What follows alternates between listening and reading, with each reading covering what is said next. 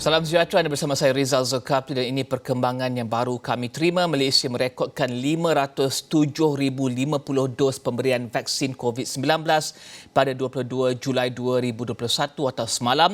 Jumlah itu adalah yang tertinggi setakat ini. Daripada jumlah itu, 335,000 adalah pemberian dos pertama, manakala dos kedua 171,000. Dan kami akan bawakan perkembangan tersebut dalam buletin-buletin awal yang akan datang.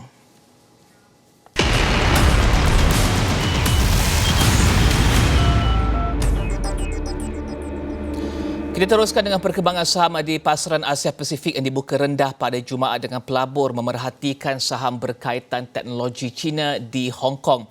Menurut laporan CNBC, ini selepas Bloomberg lapor China akan kenakan penalti ke atas syarikat ride-hailing Didi lebih besar daripada $2.8 bilion yang dikenakan ke atas Alibaba.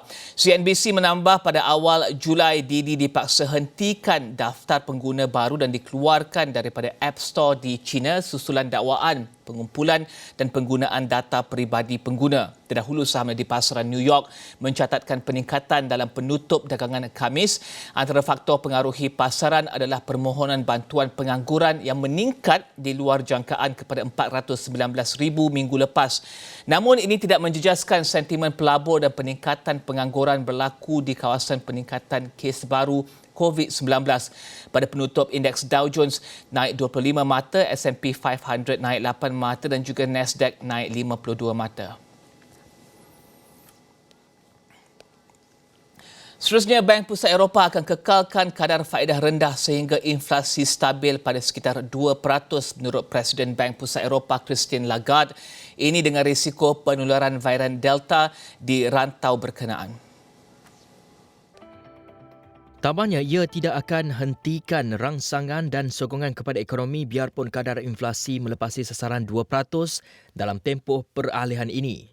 The recovery in the euro area economy is on track. More and more people are getting vaccinated and lockdown restrictions have been eased in most euro area countries.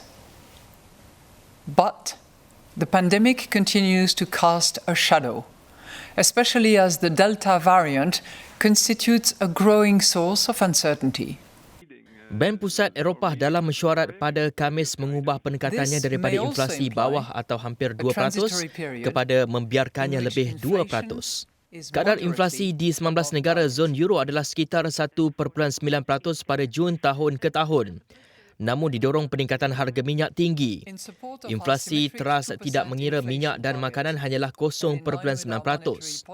ECB tambahnya terus membeli bon kerajaan dan korporat sehingga Mac 2022 untuk memastikan kecairan yang cukup dalam pasaran dan kadar faedah kekal rendah.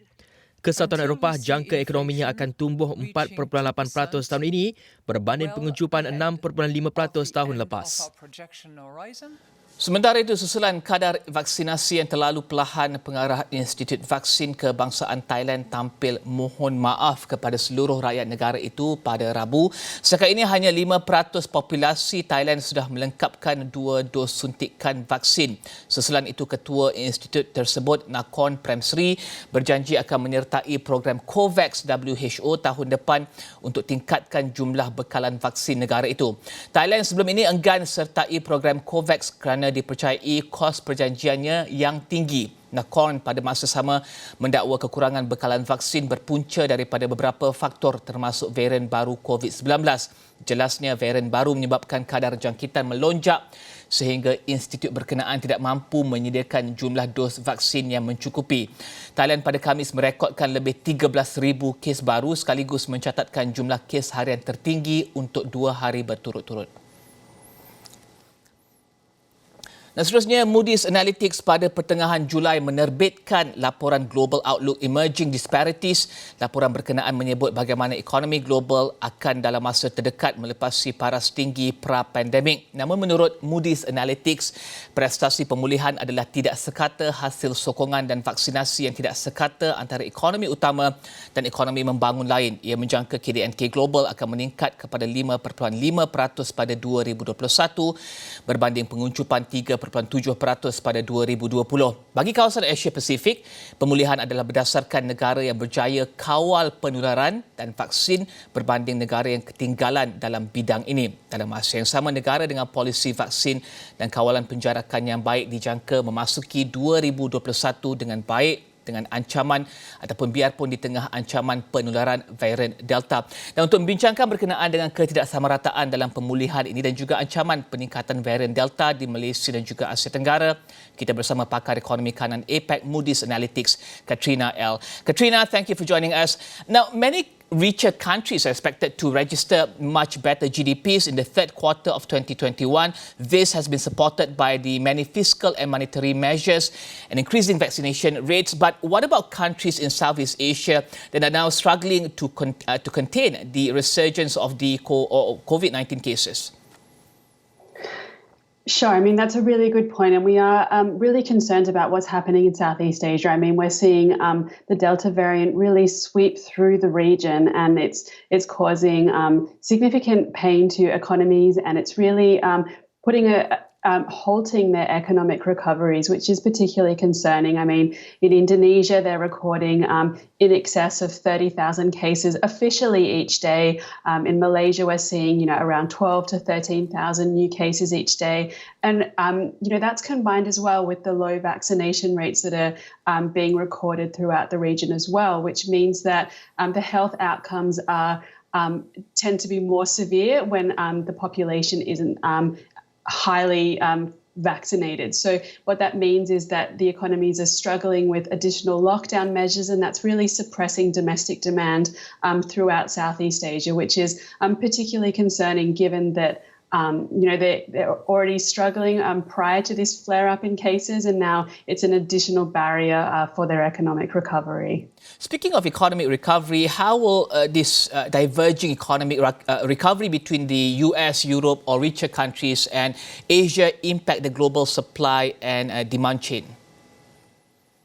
So what we're seeing is the likely main impact of the diverging recoveries. So we're seeing that on the one hand, the US and Europe, their economic recoveries are really gathering strength, and they're not being derailed by additional lockdown measures that we're seeing in Asia, particularly in Southeast Asia. And so as these economic recoveries in the US and Europe are really maturing, what we're going to see is that export demand for goods, which has really been an important tailwind for Southeast Asia, is likely going to peter off. And then we're going to see that the US and Europe are going to increase their demand for services. And so that means that, Asia, particularly Southeast Asia, isn't going to receive that same support that they've received because they won't have that continued upbeat export channel that they've received, late 2020 and early 2021.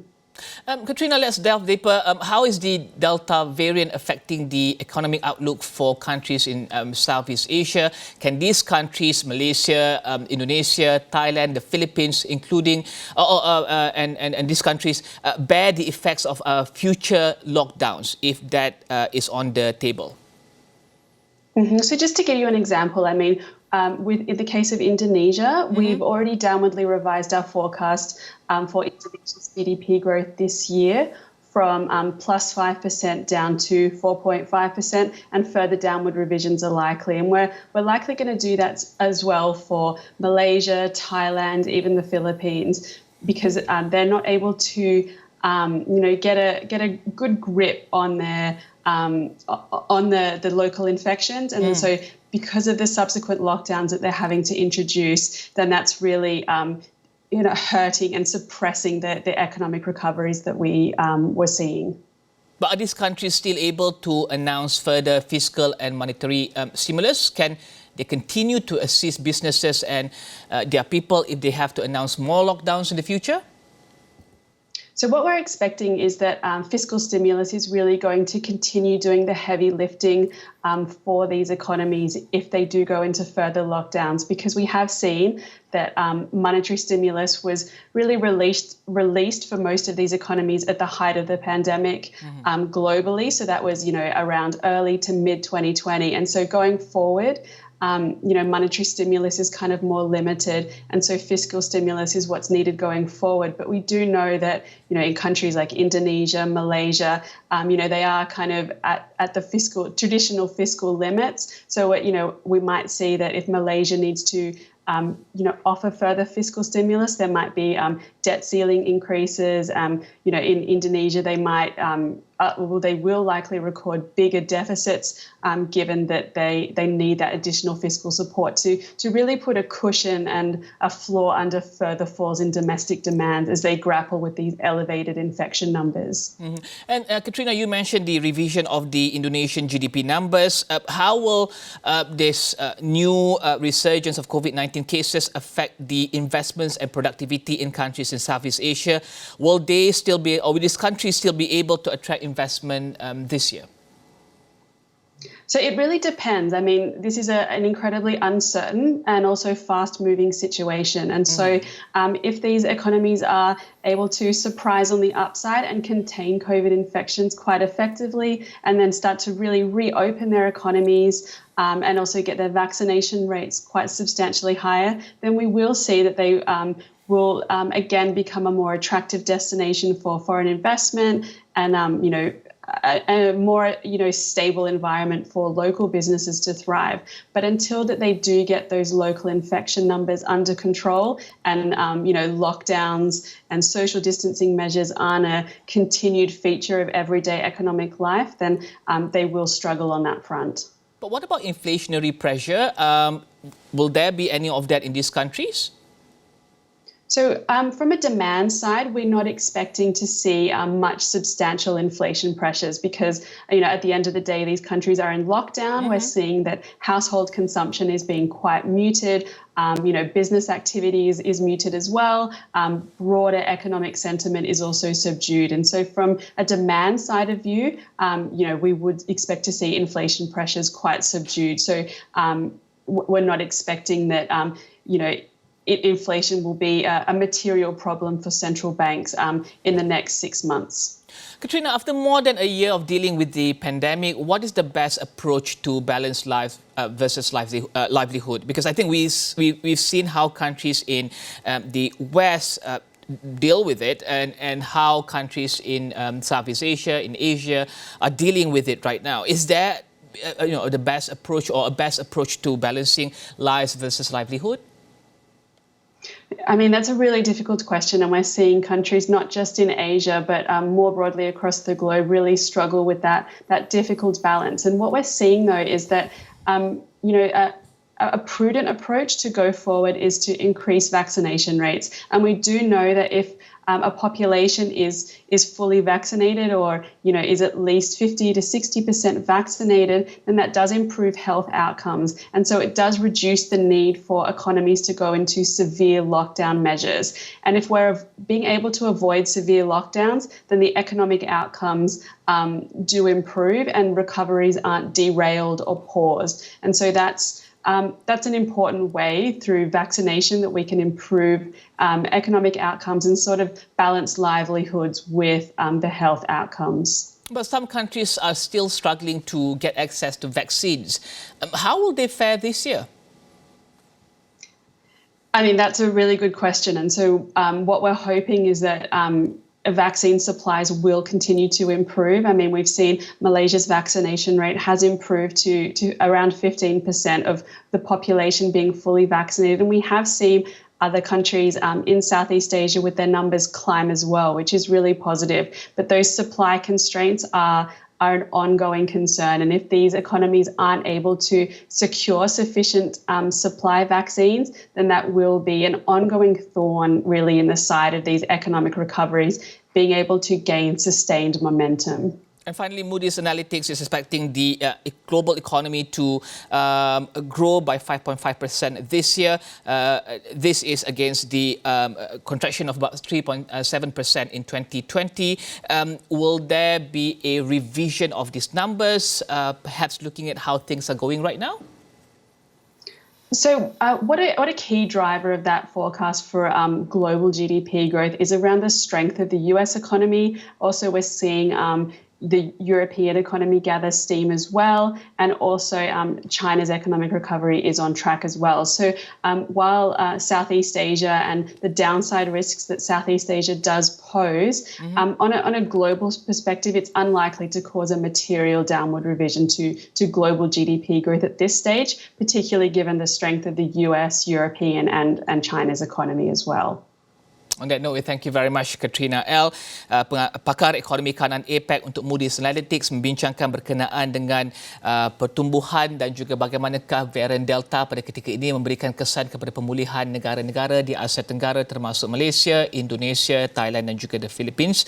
Dan kita juga membincangkan berkenaan dengan bagaimana vaksin boleh memberikan dan juga membantu pemulihan dan juga pertumbuhan di negara-negara ini. Kami akan teruskan perbincangan tersebut dalam buletin Awani akan datang. Kita akan berehat seketika kembali selepas ini.